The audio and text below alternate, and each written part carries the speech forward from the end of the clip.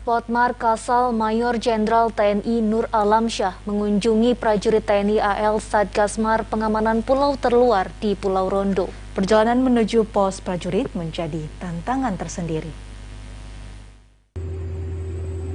Pulau Rondo adalah pulau terluar Indonesia yang terletak di Laut Andaman dan berbatasan langsung dengan wilayah negara India, yakni Kepulauan Nicobar.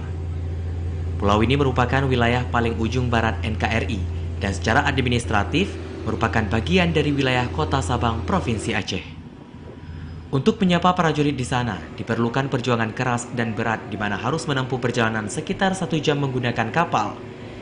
Dan selanjutnya untuk menuju ke Pulau Rondo harus berenang, karena tidak tersedia fasilitas labuh di samping terdapat banyak karang di perairan itu. Untuk menuju ke pos Satgas Mar Pamputer harus melalui 328 anak tangga. Pada kunjungannya ini, Aspodmar Kasal memberikan motivasi dan semangat kepada prajurit TNI AL yang tergabung dalam Satgas Pamputer di Pulau Rondo. Pulau Rondo ini juga merupakan salah satu pos terdepan, pos pengamanan pulau terluar kita. Di sana ada beberapa prajurit Angkatan Laut juga.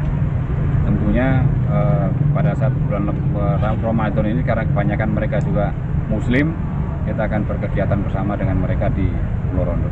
Aspodmar merasa bangga dan salut kepada Satgas Pamputer Pulau Rondo. Dengan segala keterbatasan tidak menyurutkan semangat prajurit dalam bertugas untuk menjaga keamanan wilayah perairan Indonesia.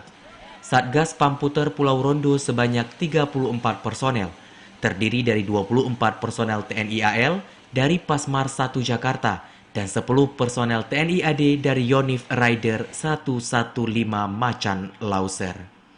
Dari Sabang, Mahfud TVRI melaporkan.